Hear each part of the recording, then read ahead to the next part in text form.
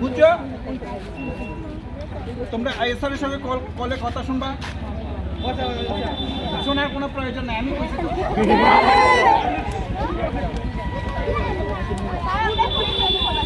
একদম ট্রেনিং কি তাই নিয়ে তো আমরা শুনি তাই নিয়ে বুঝছো? তোমরা সুন্দরভাবে ঘরে যাও, তাহলে ওখানে মাথা আমাদের স্কুলের সায়েন্সের টিচার পঙ্কজকে ট্রান্সফার করে অন্য স্কুলে নয় দিচ্ছে। আমরা চাই যে আমরা টিচার আমাদের স্কুলে থাকতে অন্য স্কুলে ট্রান্সফার আমরা এটা মানতাম না। তাহলে আমরা এখানে রোড ব্লক করছি, যতক্ষণ আমরা দাবি মানা হতো না আমরা এখানেই থাকবো আসে, কিন্তু আমরা ওই সাইডেই লাগবো। কতজন সায়েন্সের টিচার আছে স্কুলে? দুইজন আছে। ওই পঙ্কজ সাইডেই লাগবে।